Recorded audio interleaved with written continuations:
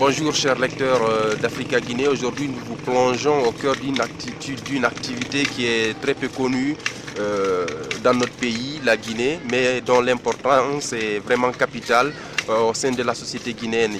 Il s'agit bien entendu de ces tisserands qui fabriquent des tissus qui est très usité dans notre société, qui est très usité dans notre pays, parce qu'il y a ce tissu qu'on appelle communément l'épi, qui est très aimé.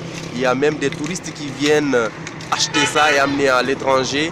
Nous voilà au cœur de l'atelier de M. Mamadou Diamboy Diallo qui pratique ce métier depuis les années 70.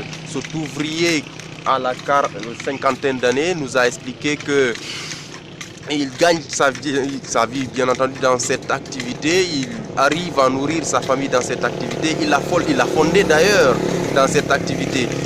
Aujourd'hui, la principale difficulté qu'ils rencontrent dans leur métier, c'est bien entendu l'approvisionnement de ces fils que vous voyez derrière moi.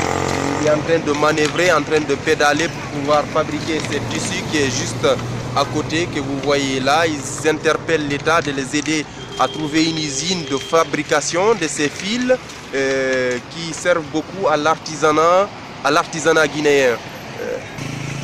Alors à Pita ici, une préfecture de la Moyenne Guinée au Fouta Djallon, cette activité prospère beaucoup. Il y a plusieurs ateliers qui devraient se succéder ici si ce n'était pas la saison pluvieuse, selon ce que nous a expliqué M. Diallo. Mais lui, il est là, il est dans sa fabrication, il est dans son métier. Alors ils interpellent, comme je l'ai dit tantôt, l'État de les aider à trouver une usine de fabrication de ces fils que vous voyez là, qui semble être vraiment, s'il y a la volonté, c'est très facile de trouver cette usine. Il nous a dit que dans les années 70, au temps de Sékou Touré, il y avait l'usine Sanoya qui se spécialisait dans la fabrication de ces fils. De ces fils-là que vous voyez, il est en train de manœuvrer, il est en train de manipuler, en même temps en train de pédaler. Mais cette usine a malheureusement fermé. Et je pense que c'est l'occasion pour l'État guinéen de la réveiller.